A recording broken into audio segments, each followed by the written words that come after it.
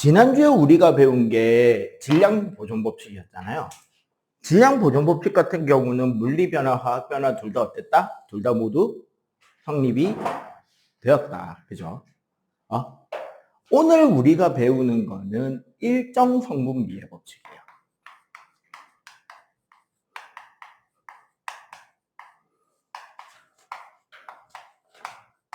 그리고 이 일정 성분비 법칙을 잘 훈련이 되면 뭐랑 연결되냐면 대부분 중등 과정 화학을 공부하다가 고등 과정 화학에 올라가면 첫 단원에 엄청나게 강력한 태클이 들어옵니다. 태클 정도도 아니야. 그 WWE 스킬 중에 스피어 있지. 태클이 내놓고 어깨 가지고 상대방 복부를 그대로 꽂아가지고 땅에다 매다 꽂는 그 기술 있잖아. 그게 들어옵니다. 뭐냐면 양론이라는 개념이에요. 일정 성분비 법칙은 원래는 뭐였느냐? 원래는 화학 반응 시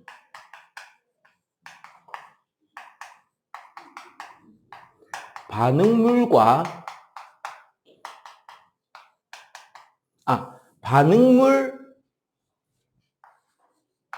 원소들은 반드시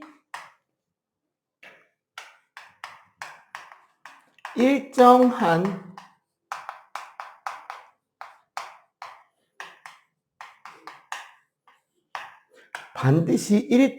개수비로 반응한다가 원래예요. 왜 일정한 개수비가 중요하냐? 같은 성분 원소들일지라도 원소들의 결합 개수가 달라지면 물질의 성질이 바뀝니다. 예를 들어 극단적으로 봐봐. CO는 우리가 일산화탄소라고 불러요.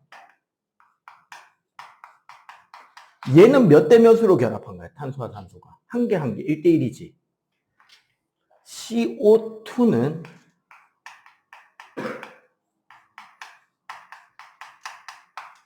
이산화탄소죠.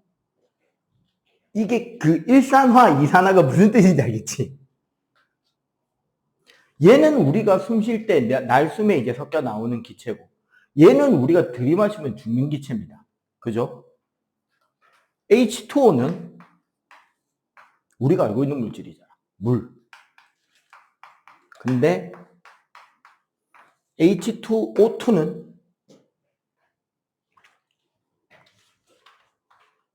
이게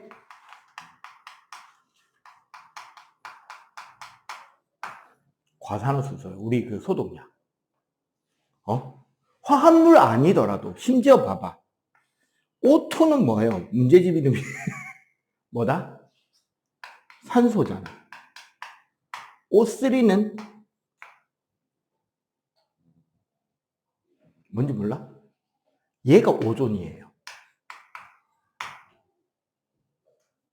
봐봐. 결합한 원소들은 같은데 그 개수가 다르면서 물질이 바뀌고 성질이 바뀐단 말이야. 그러니까 우리가 특정한 물질의 생산을 원한다면 반드시 정해진 개수비로 결합시키는 거야. 그런데 이런 문제가 다가옵니다. 너 원자 개수 살릴 수 있냐? 그치? 너무 원자는 크기가 너무도 작고 그렇기 때문에 못 살린단 말이에요. 응? 그때 나타나는 개념이 질량수 혹은 우리가 원자량이라고 부르는 개념이에요.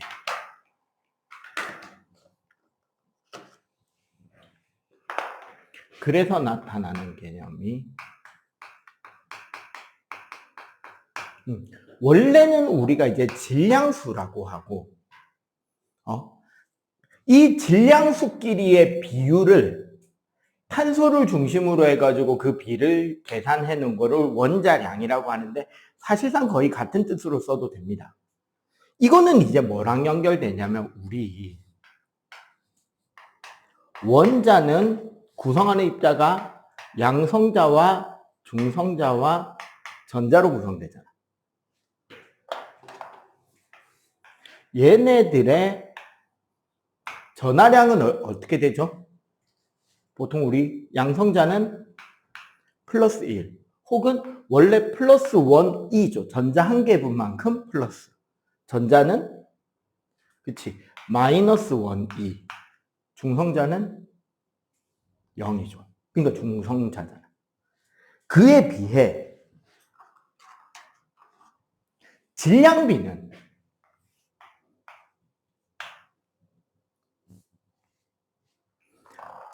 어떻게 되냐면 전자 하나의 질량을 1이라고 보면 B입니다. B. 양성자는 1836배, 중성자는 1837배나 돼요.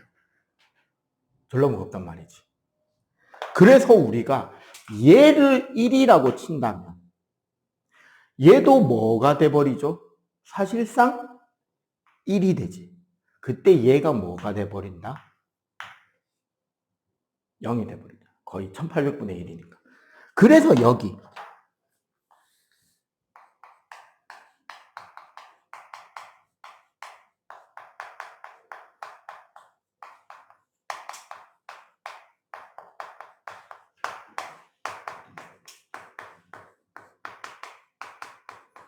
양성자 개수와 중성자 개수를 합한 값을 우리가 뭐라 그런다? 질량수라고 합니다. 그리고 사실 우리가 원소를 표시할 때 예를 들어 나트륨이라는 원소를 예를 들어 보자고. 숫자를 적는 칸이 4군데예요.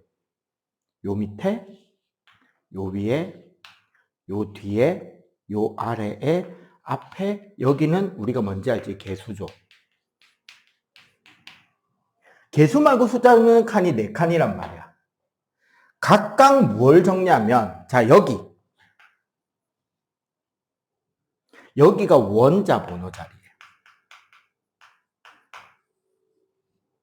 그러면 뭐를 적는 칸이다?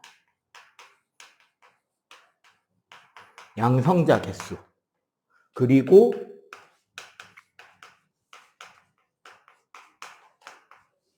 정기적으로 중성을 띠는 원자일 때 전자수이기도 하겠죠. 여기에 뭐 적죠? 여기는 알아야지. 우리가 알고 있는 거. 여기 적는 건 뭐게?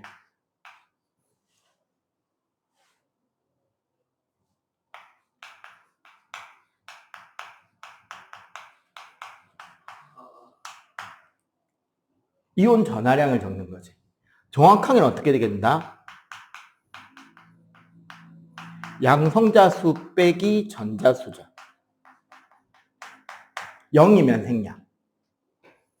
여기는 뭐게?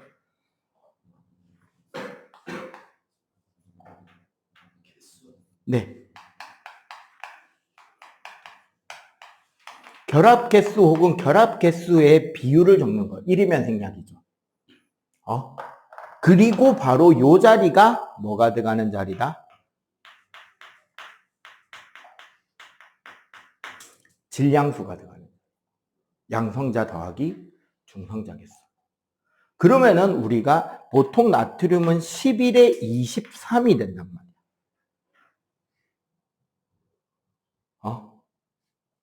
그리고 여기에 내가 장난으로 Na 플러스라고 딱 해볼까? 자, 이 이온의 양성자 개수, 중성자 개수, 전자수를 다 각각 말할 수 있어야 돼. 이렇게 됐으면 요 개수 말고 원래 여기 개수가 들어가는.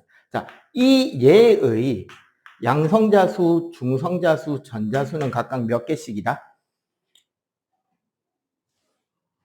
양성자 몇 개? 원자 번호에 양성자수 있잖아. 그럼 저절로 11개예요. 그럼 중성자수는 몇 개? 아니지, 12개죠. 질량수가 23이잖아. 양성자수, 중성자수 합쳐서 질량수가 20. 얘가 양성자 더하기 중성자의 수. 그럼 전자개수는 몇 개인데?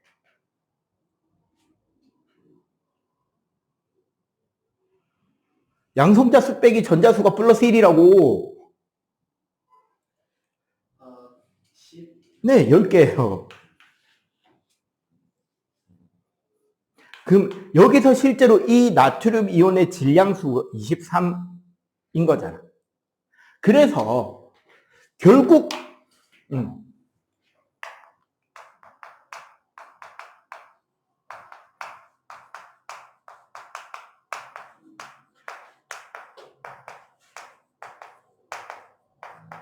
원래는 뭐였다? 화학 반응 시 반드시 일정한 무슨 비로 성립한다? 일정한 개수비로 결합한다 해서 확장되는 질량 보존 법칙은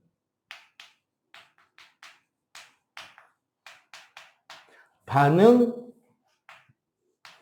원소의 개수비에 곱하기 뭐를 한다?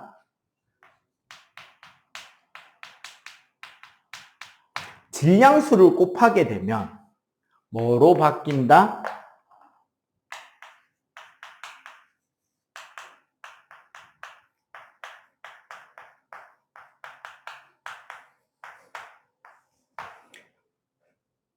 반응물 사이에는 일정한 뭐가 성립한다? 네, 질량비가 성립한다로 문장이 바뀌어버리게 됩니다. 여기까지 이해가 돼요?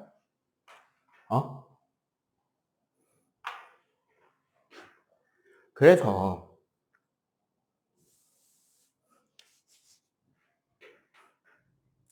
참고로 여기서 말하는 이 질량수 실제로 우리가 고등과학에서도 많이 쓰는데 한 6개 정도는 네가 외우고 있으면 좋습니다. 뭐냐면 수소는 1, 탄소가 12, 질소는 14, 산소는 16. 요 4개 정도밖에 거의 안 나와요. 이제 원래는 이제 여기 추가로 염소는 35.5 뭐 요 정도 더 들어가는데 얘가 35.5인 이유는 동위원소라는 개념 때문입니다. 그 수소 중에도 양성자 하나만 있는 수소가 있고 이걸 그냥 우리가 수소라고 불러요. 원자 핵에 양성자는 한 개인데 중성자도 한 개 덤으로 더 붙어 있는 수소가 있어. 얘를 중수소라고 해요. 그럼 얘는 좀 더 무거운 수소가 되겠지. 그리고 핵반응 과정에서 핵분열이나 핵융합 과정에서 만들어지는 수소 중에 삼중수소라는 것도 있어요. 양성자 하나에 중성자가 2개나 붙어 있는 수소. 근데 얘네들은 그 자연계에 존재하는 존재 비율이 무지 적어요.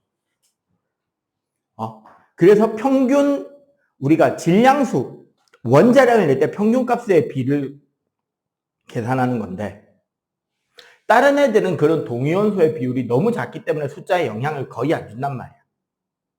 근데 염소 같은 경우는 35짜리가 75%, 75에서 76%, 37짜리가 24에서 25% 정도 존재해요. 그러면 평균 원자량을 계산하면 35.5가 나오게 됩니다. 그래서 35.5라고 계산을 하는데 어차피 우리 중등에서는 염소는 나올 일이 없어요. 그럼 기본적으로 뭐다? 이기 때문에 질량비가 일정하다로 확장이 되는 거고 실제로 그러면 질량비가 반응물 사이에 질량비가 나온다는 말은 질량 보존의 법칙에 의해서 반응물과 생성물 사이에는 일정한 반응 비율이 결정이 되죠. 여기까지가 확장이 되고 실제로 시험 칠 때는 그 질량비를 다 외우고 들어가게 하는 게 제일 좋습니다. 오케이? 정리 다 해놨지? 화장실만 갔다 올게요. 잠깐.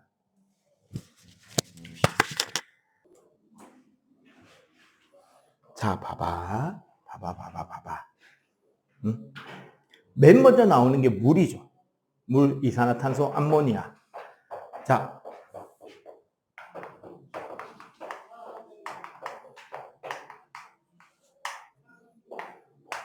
물을 생성하는 화학 반응식 자체를 쓰는 거예요. 이제 익숙해지면 바로 쓸 수 있지. 2H2 플러스 O2가 2H2O가 되잖아. 응? 원자 개수, 반응 개수 비가 몇 대 몇이에요? 여기 원자 몇 개야? 4개지. 여기는 2개잖아. 4대 2잖아. 개수 비로는 4대인데 거기에 각 질량수를 곱한다고 생각하면 4 곱하기 1이고 산소는 곱하기 16이잖아. 그러면 물의 생성에서 수소와 산소에 반응하는 질량비는 4대 32니까 1대 8이죠. 그러면 저절로 생기는 물의 질량비는 1대 8대 9가 될 거 아니야. 맞지? 자, 여기서 이런 문제가 나오는 거예요. 응? 봐봐.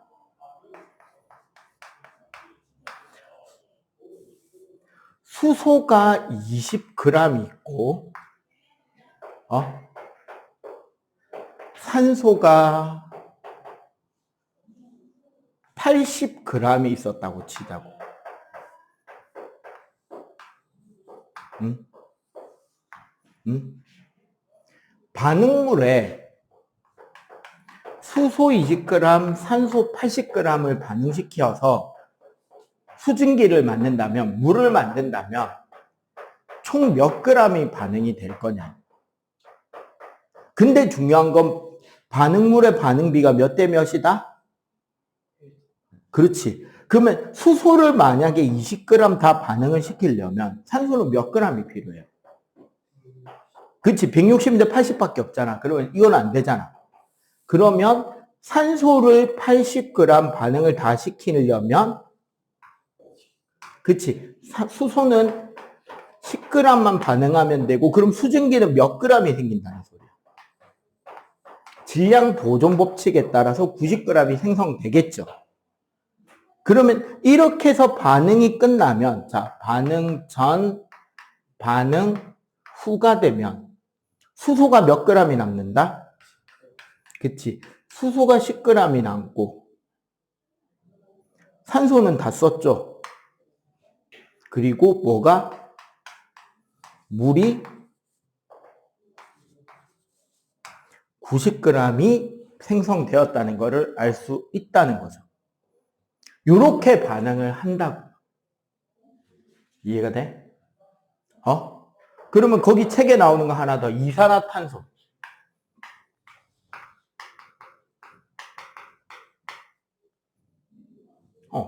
탄소 더하기 산소가 CO2. 간단하네요. 개수비는 몇 대 몇? 1대 2. 질량비는 12대 16. 그러면 실제 반응하는 반응비는 12대 32니까 3대 8대 11이잖아. 그러면 이런 문제죠.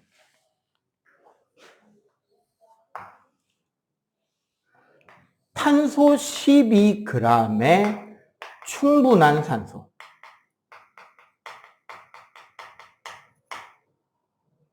공기 중에서 탄소 12g을 반응시키면 이산화탄소로 몇 g을 얻을 수 있는가? 응? 그러면 봐봐. 탄소를 12g을 반응을 시킨다는 말은 산소는 몇 g을 써야 된다? 32g을 쓰게 되죠. 맞지? 충분한 산소라는 건 산소량이 무한대라는 소리예요. 공기 중이나 이렇게 되면.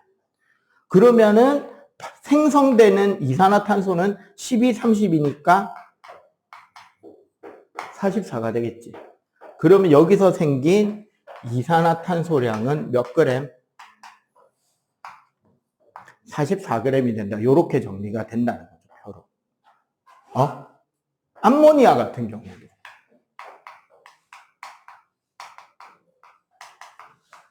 물론 암모니아 같은 경우는 나중에 네가 이제 고등과정에 가면은 배우게 될 텐데 실제로 역반응이 매우 잘 일어나서 우리가 생각하는 것만큼 100% 생기진 않지만 반응이 한쪽으로만 일어나고 역반응이 일어나지 않고 100% 진행된다고 할 때를 가정하는 거예요, 중학교는. N2 플러스 3H2가 2NH3니까 원자 개수비는 몇 대 몇? 2대 6이죠, 2대 6. 질소 하나는 곱하기 14고 수소는 곱하기 1이잖아. 그럼 실제 질량비는 28대 6이니까 14대 3대 17 해가지고 예를 들어 질소 7g하고 수소 10g을 가지고 반응을 시킨다면 암모니아는 몇 g을 얻어낼 수 있는가? 질소가 마이너스 7g을 다 반응시킨다면 수소는 몇 g만 반응할 수 있어? 그치, 마이너스 1.5만 반응할 수 있지. 그럼 얘는 얼마가 생긴다? 8.5. 그러면 남은 기체는 수소가 8.5가 남을 것이고 암모니아도 얼마가 남는다? 8.5g이 생성되었다. 이런 식으로 해서 일정 성분비에 대한 설명이 된다는 거죠. 그러고 나면 예를 들어 이제 BN2, BN3 이런 것들도 계산할 수 있다는 거야. 보통 이제 우리가 볼트라는 게 이거 말하는 거예요. 너트라는 게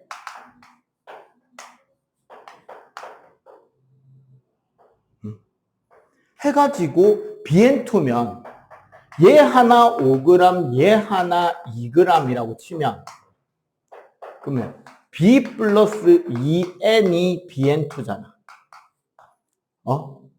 개수비로는 몇 대 몇? 1대 2.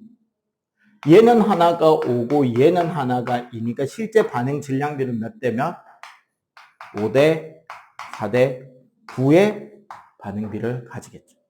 대신에 얘는 이 그람수보다 언더로는 반응을 못하겠지. 그래서 몇 개까지 반응하고 뭐가 몇 개 남는다, 몇 g이 된다 이런 것들은 계산하면 되겠죠. 요 개념으로 요렇게 풀이를 한다는 걸 이해하는 게 중요한 겁니다. 오케이? 다음 과정 넘겨봐봐. 뭐 BN2, BN3가 나오고요. 일단 금속에 대한 저 반응을 금속하고 앙금 생성하기 전에 요거 계산하는 거 요거 필기 좀 하자. 금속하고 앙금 생성 뒤에서 마저 설명해 줄게요. 실제로 내신 대비를 할 때 봐봐. 요 질량비, 이 질량비, 이 질량비를 외우고 들어가잖아. 그럼 이 위에 계산을 하는 번거로움이 사라진다고. 무조건 시간은 길게 확보해 놓는 게 좋은 거죠. 시험 쳐봐서 알겠지만 시간이 많이 남냐 너는? 시험 칠 때 시간이 남는 편이 아니면 딱 맞는 편이야? 그러니까 많이 남으면 서술형 쓸 때 검사를 한 번 더 해볼 수 있고 서술형 쓸 때 하나라도 더 적을 수 있는 시간이 난단 말이야. 근데 시간이 촉박하면 그게 불가능해진다. 특히 고등과정으로 더 넘어가잖아? 그러면 더 시간은 더 촉박하게 될 수밖에 없단 말이야. 그래서 가급적이면은 시간을 줄이는 방법도 같이 연구를 하는 거죠.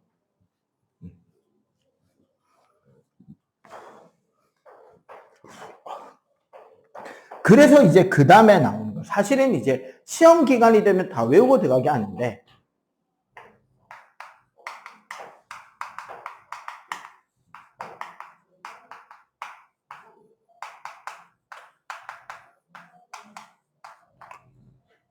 금속 산화물의 생성비. 요 챕터는 뭐를 하는 단원이냐면 시험 칠 때는 그냥 외우고 들어가는 건데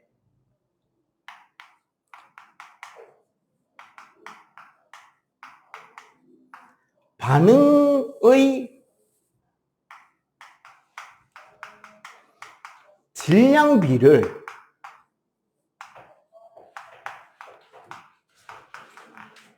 그래프에서 찾는 거야. 핵심은.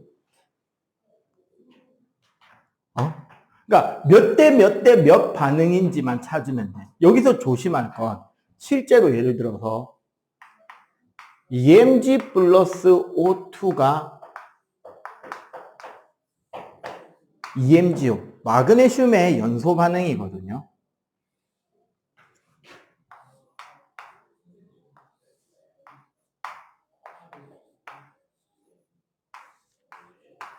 여기에 적히는 마그네슘, 여기는 마그네슘인데 여기는 EMG라고 2배 해야 되는 거 그런 거 아닙니다. 그냥 여기는 마그네슘의 반응 B고 여기는 산소의 반응 B인 거예요. 개수 질량 상관하지 말고 무조건 요 숫자랑 요 숫자가 몇 대 몇인지를 보는 거예요. 마그네슘 대 산소라면 보통 숫자가 예를 들어 10이면 8이 되거든요, 여기가. 그러면 마그네슘 대 산소 대 산화 마그네슘의 질량비는 몇 대 몇 대 몇이 된다? 저절로?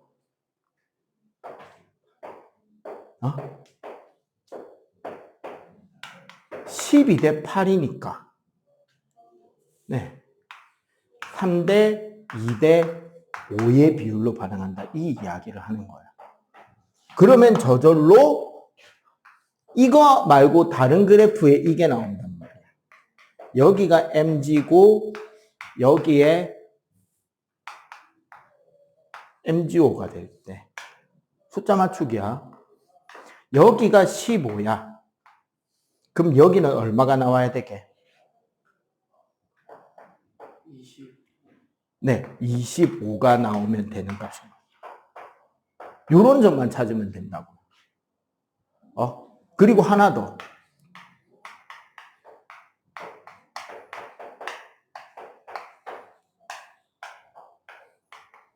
똑같습니다. 구리와 산소, 산화구리와 구리.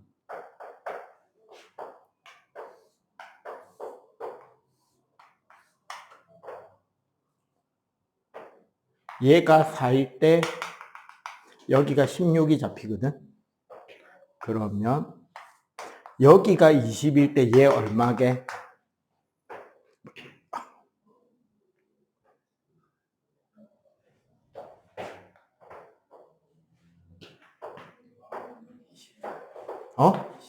틀렸대요. 자, 이거 몇 대 몇인데? 16대 4니까. 16대 4예요.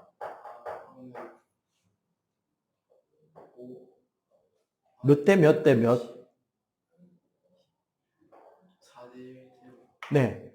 4대 1대 5야. 20. 그럼 여기가 20이면? 네. 요거. 그래서 이 비율을 찾고 문제를 푸는 거란 말이야. 산화구리 예를 들어서 30g을 만들고 싶다. 필요한 구리의 양은? 이런 거지. 그리고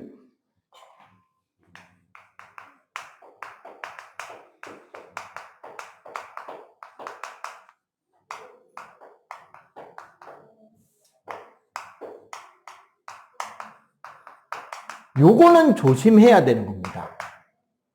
앙금 생성 반응이 있단 말이야. 거기 보면은 질산납에 아이오딘과 칼륨으로 반응시키면 아이오딘화 납이 생성되는 반응.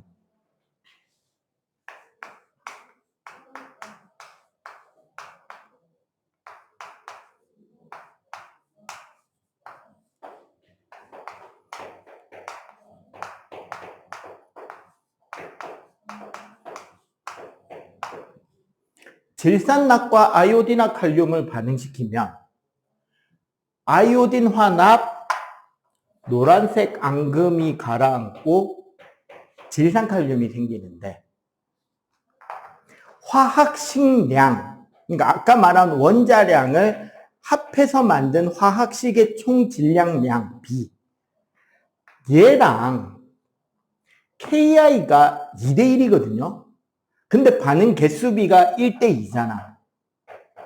그래서 실제 이 둘의 질량비는 요건 설명 학교에서도 안 해줘요.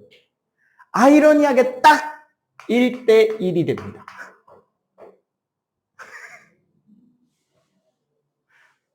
화학식 개수, 그러니까 화학 식량비는 2대1인데 반응 개수비가 1대2잖아. 그래서 질량비가 1대1이 돼요. 그렇기 때문에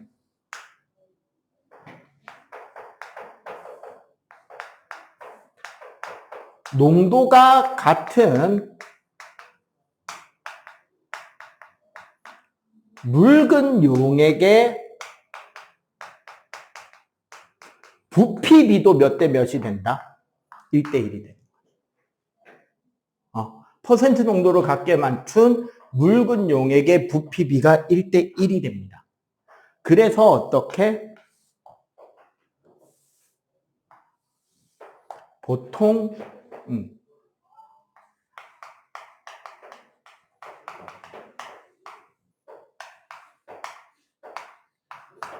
일정량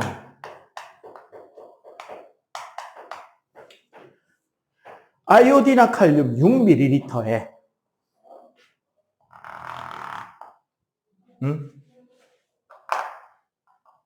뭐를 넣는다?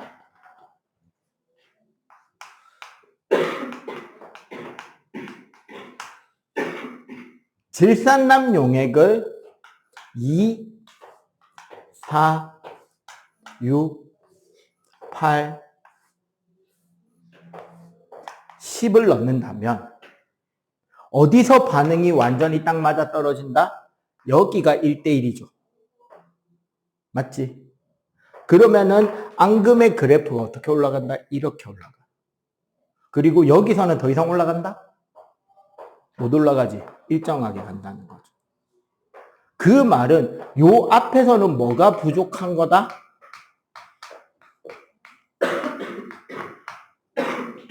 나비온이 부족하기 때문에 앙금이 더 이상 생기지 않죠.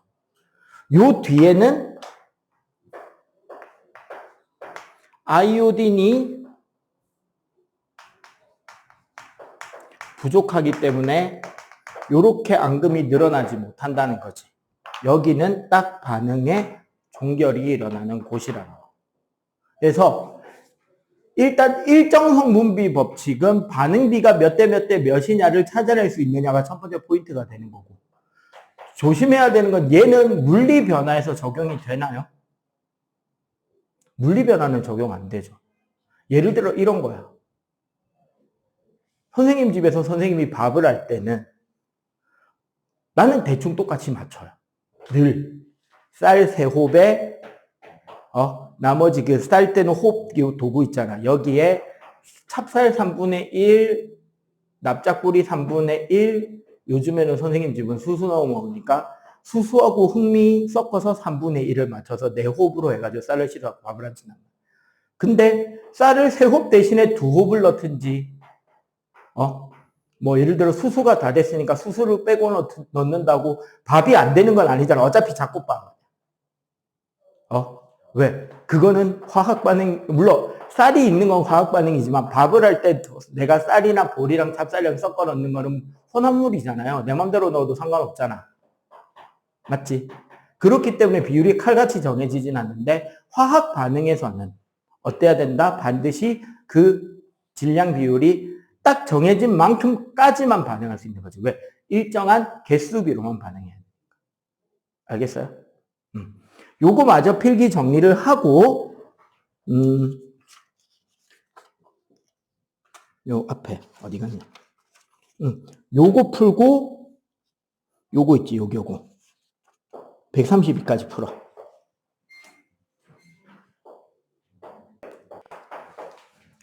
원래 이제 여기까지 딱 오게 되면 지금 우리가 중등 과정에서는 언급하지 않고 있기는 한데 돌턴이라는 과학자가 원자설이라는 것을 발표합니다. 지금까지 이제 여러 학자들이 발표한 원자라는 것은 물질을 이루는 가장 기본 입자가 되는 원자란 무엇이냐를 돌턴이 정리를 한번 싹 해요. 그게 돌턴의 원자설입니다. 물론 현대화학의 입장에서 이 원자설을 바라보잖아. 4번 빼고 다 틀렸어요. 그런데 이거를 화학 반응이라는 틀 안에서만 보면 거의 맞단 말이야. 그래서 이걸 정리를 한번 할게요. 첫 번째, 원자는 더 이상 나눌 수 없습니다.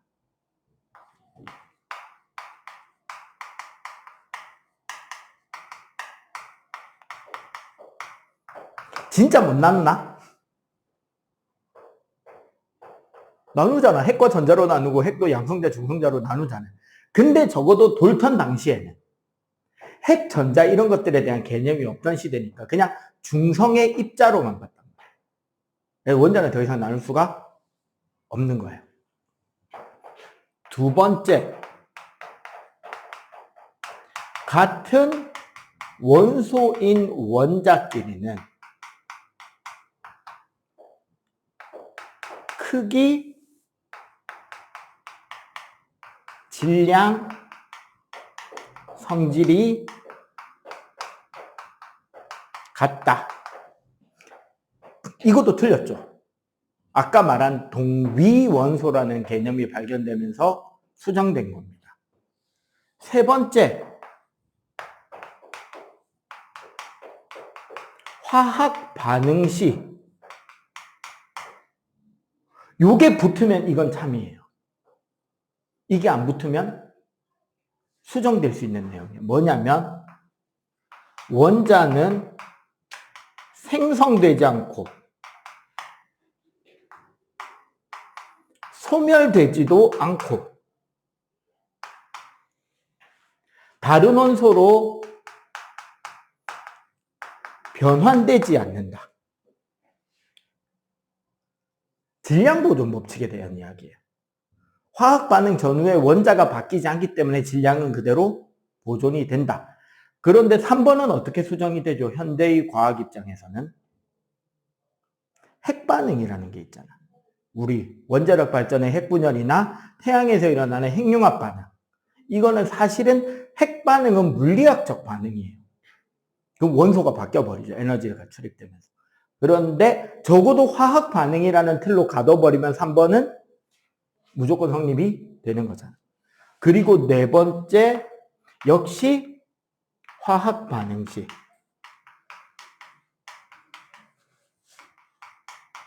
원자는 일정한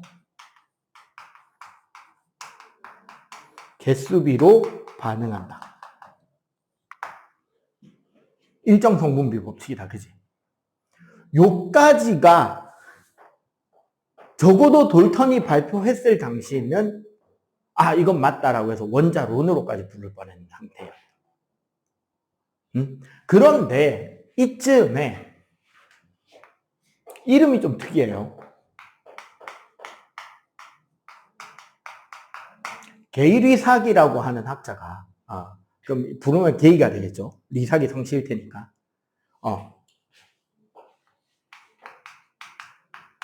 기체 반응 시, 자, 여기서 이제 새로운 반응을 가져왔죠. 기체의 반응. 기체 반응이란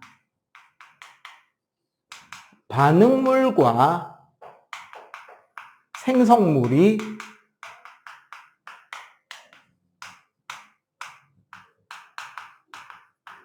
모두 다 기체인 반응을 기체 반응이라 그래요. 기체 반응 시 반응물과 생성물은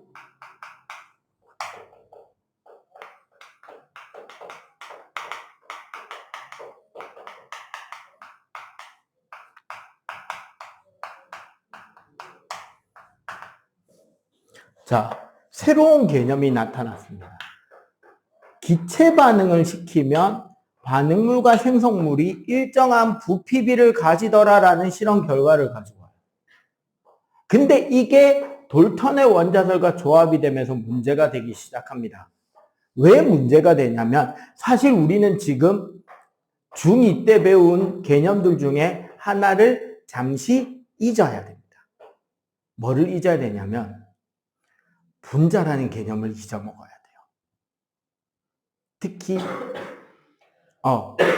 호돈소 물질의 이원자 분자들 있죠.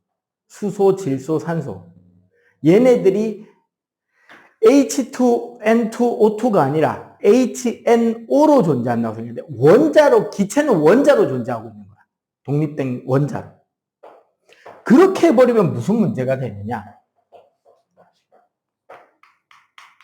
수소와 산소가 반응해서 수증기를 이룬다고 한다면 기체 반응이죠, 이제. 근데 이때 부피비가 2대 1대 2의 부피비를 가져요. 그래서 수소 2부피와 산소 1부피를 반응시켰더니 수증기가 2부피가 나와야 돼. 문제가 생깁니다, 여기서. 우리가 이걸 원자로 존재한다 이야기했잖아. 그러니까 수소 원자 2부피와 산소 원자 1부피를 반응시켰더니 수증기 2부피가 생겨야 돼. 그래서 수소를 하나씩 넣어주고 산소를 넣으려고 하니까 어떻게 해야 돼?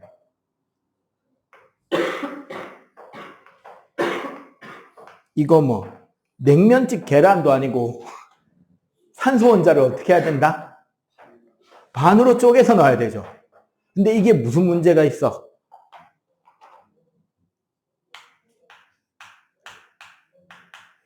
돌턴 1의 위배가 되죠.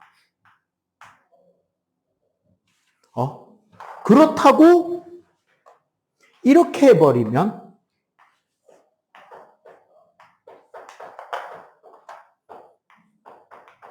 산소에 이렇게 수소를 붙여버리면 여기에는 뭐를 채워야 되냐 문제가 되잖아. 왜 이렇게 되느냐? 쌤, 이건 크니까 2개 차지하면 기체라는 거는 입자가 되게 작고 빈 공간이 더 크다고 인식을 하고 있었단 말이에요. 그때 이미 기체의 입자 모델은 완성되어 있었다. 그러니까 이거는 잘못된 거죠. 얘가 아무리 그래도 2부피를 차지하는 공간이 되지는 않는다는 거. 이 게이리삭의 기체 반응 법칙을 설명하기 위한 방법에서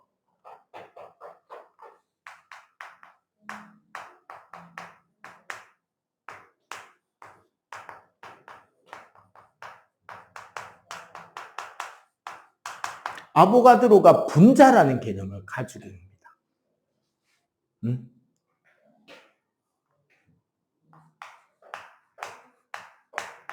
모든 기체는 모든이라는 말이 들어갔기 때문에 그 종류에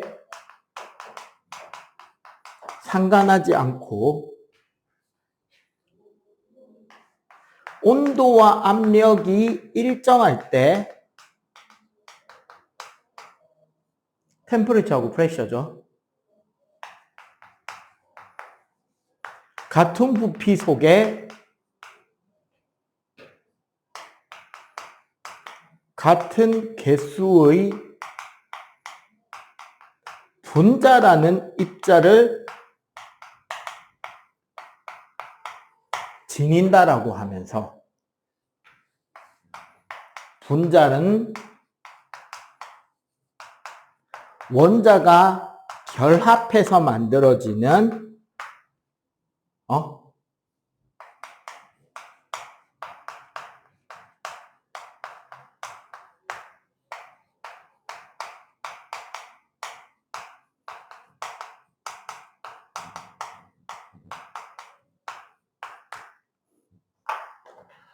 독립된 최소 단위 입자가 원자가 결합해서 만들어지는 분자라는 개념이라고 새로운 개념을 아보가드로가 제안을 합니다.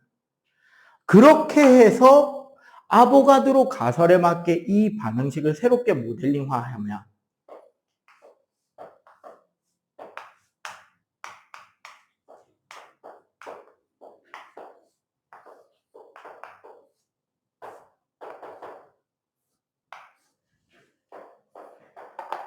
수소 두 부피는 수소가 분자 상태로 존재하겠지. 산소 한 부피도 산소가 분자 상태로 존재하는 거. 그래서 물 분자가 나옵니다.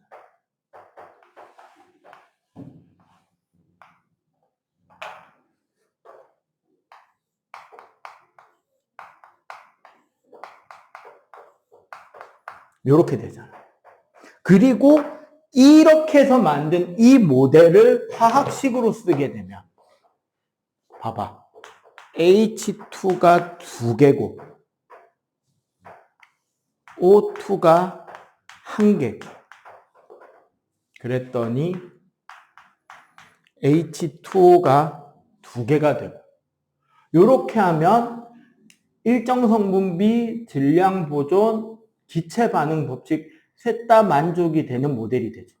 그리고 돌턴의 원자설에도 위배가 되지 않잖아. 맞지? 그렇게 되면서 중요한 건 바로 뭐다? 이 개수비 있지.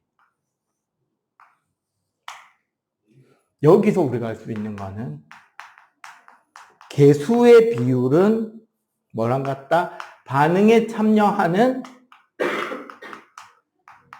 분자 개수의 비율이고 이게 기체일 때는 무슨 비도 된다? 부피비인데 뭐는 아니다? 질량비는 아니다라는 개념으로 정리가 된다는 거죠. 이게 기체 반응 법칙과 아보가드로 법칙입니다. 그리고 여기서 이제 확장돼서 고등학교 화학에 가면 기체 종류에 상관없이 모든 기체는 0도씨 1기압일 때 1몰이라는 화학에서 자주 다루는 묶음 단위가 있어요. 뭐냐면 탄소 원자를 아까 질량수가 얼마였죠? 10이었잖아. 이 1몰 6 곱하기 10의 23승계를 모으면 질량이 딱 12g이 됩니다. 그러니까 어떤 화학 물질을 그 분자 개수만큼 모았을 때 질량수가 그램 단위로 표현이 되는 묶음 단위. 그럼 우리가 쓰기가 상당히 좋아지겠죠. 그 개념을 몰이라고 하거든요. 그래서 0도씨 1기압 우리가 표준 상태 STP라 그래요. 스탠다드 템퍼레처 앤 프레셔라 그러는데 그 표준 상태일 때 기체 1몰은 22.4리터라는 부피를 가진다. 기체 종류에 상관이 없이. 그렇게 된다라고 해서 아보가드로 법칙과 몰 그리고 아까 그 몰 개수라는 정확하게는 6.06 곱하기 10의 23승계는 아보가드로 넘버라고 해요. 아보가드로 수라고 합니다. 그래서 그 기준으로 해서 물질의 양을 따지고 계산하고가 하게 되는 거예요. 그래서 개수의 의미까지를 다루게 된다. 그지? 필기. 물리변화, 화학변화에서도 다 일어나고 있긴 한데 기본적으로 화학변화 시의 열출입을 말해요. 요거를 위해서는 우리가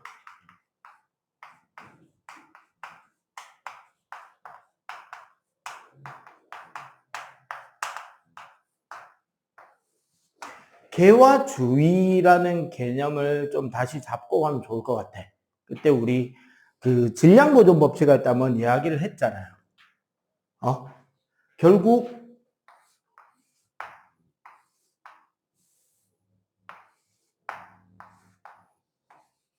우주 전체에 대해서 내가 어떤 영역을 잡아서 그 관심을 두는 녀석을 개, 영어로 시스템, 그 주변의 환경을 주위, 서라운드라고 한다. 그래서 우리가 화학은 개의 입장에서 보니까 열을 개가 잡아먹는 거를 흡열 과정, 개가 열을 내어놓는 거를 발열 과정이라고 하고, 자, 그래서 흡열 과정이 일어나게 되면 주위의 온도가 어떻게 된다? 내려가는 것. 발열이 일어나게 되면 주위의 온도가 상승하게 됩니다. 요거를 우리가 이렇게 잘라서 개와 주위라고 구분해서 이야기를 하는 거예요. 이해가 돼? 결국 뭐냐면 우리가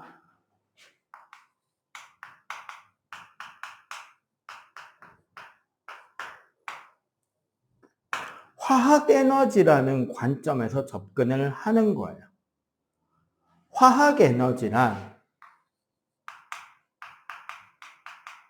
원자 간의 결합, 그리고 사실은 물리에서도 일어나는 원자와 원자, 분자와 분자, 입자들 사이에 이온이면 이온과 이온의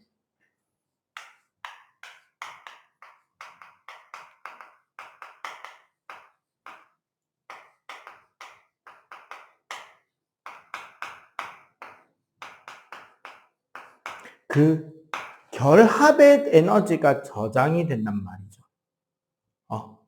그래서 반응물이 가지는 화학 에너지의 총합과 생성물이 가지는 화학 에너지의 총합을 비교하게 되면 쉽게 말하면 실제로 반응은 이렇게 일어나요. 예를 들어서 어떤 그래프를 그리는데 세로축이 에너지량이야. 즉 화학 에너지량인 거지. 반응물의 에너지 총합계에서 실제로 화학 반응은 어떻게 일어나냐면 반응물이 원자 단위로 분해가 돼야 되면, 그러면 에너지를 흡수해야 되겠죠. 활성화돼야 되니까.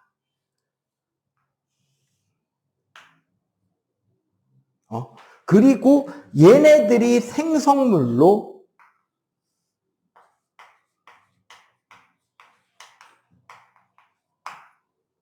새롭게 재조합됐을 때 생성물이 가지고 있게 되는 화학 에너지의 양이 반응물보다 훨씬 작잖아. 그러면은 여기서부터 이제 이렇게 에너지가 쫙 변하게 됩니다. 그럼 이렇게 되고, 이제 실제 반응은 이렇게 되고, 고등 과정에 넘어가면 이제 촉매라는 걸 배우는데, 여기서 여기까지의 에너지, 요만큼의 에너지는 무조건 흡수가 돼야 반응이 일어나겠죠. 우리는 여기 에너지를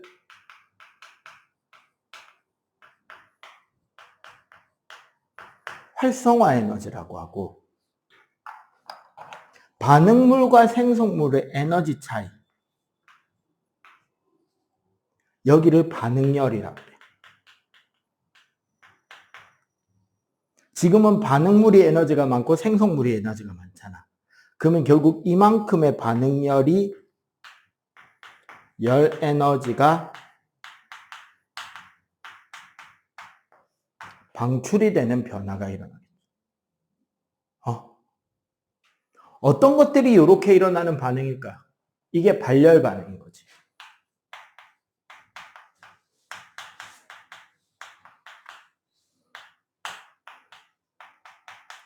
반응물의 에너지 합이 생성물 에너지 합보다 많은 것들. 일단 간단하게 열 에너지가 방출이 된다는 거에서 제일 먼저 우리가 생각할 수 있는 거는 연소 반응이 있겠지. 타는 거. 연소 반응은 결국 연료가 산소라는 물질과 반응하면서 짧은 시간에 큰 에너지를 방출하다 보니까 빛과 열을 방출하게 되는 거잖아. 그러면은 그렇게 빠르지 않더라도 무슨 반응? 공기 중에 산소가 반응물과 결합하는 산화 반응 역시 발열 반응이 돼. 우리 몸 안에서 일어나는 산화 반응이 뭐가 있을까요?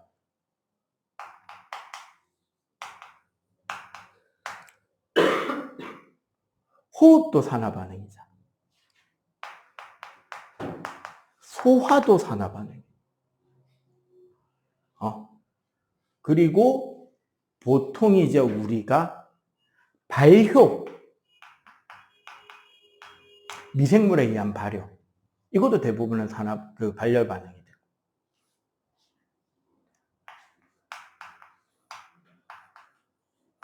산과 염기를 결합시키는 중화 반응도 발열 반응이 돼요.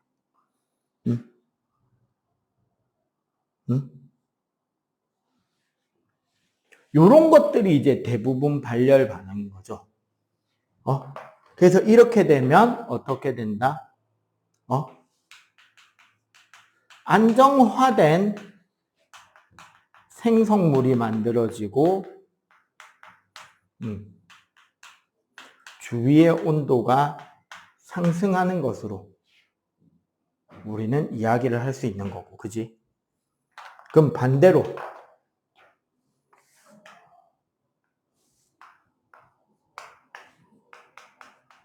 에너지가 반응물의 에너지가 작고 오히려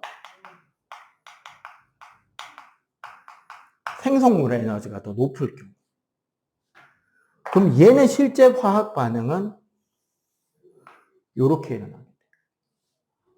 그럼 여기서는 어떻게 된다? 요만큼이 반응열인 거고, 맞지? 이만큼이 뭐가 된다?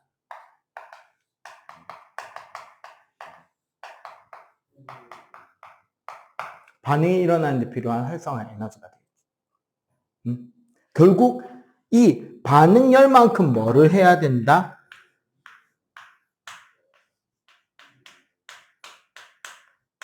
열 에너지를 흡수해야 되는 거고요. 여기서 선생님이 왜 열을 가로를 쳤냐면은 흡수해야 되는 에너지가 꼭 뭐일 필요는 없다? 열일 필요는 없다는 거. 봐봐. 빛 에너지를 흡수하는 게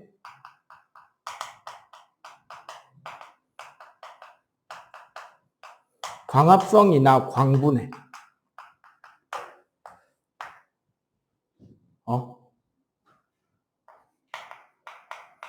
전기 에너지를 흡수하는 거.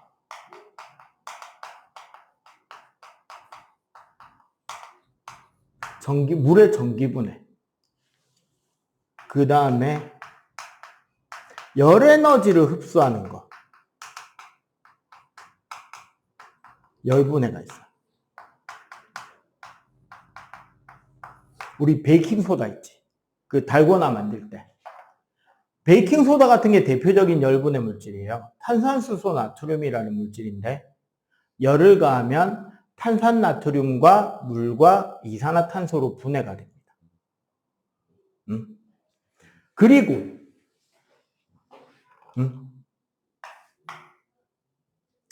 기본적으로 열을 흡수하면 주위의 온도가 내려가겠죠. 맞지? 그래서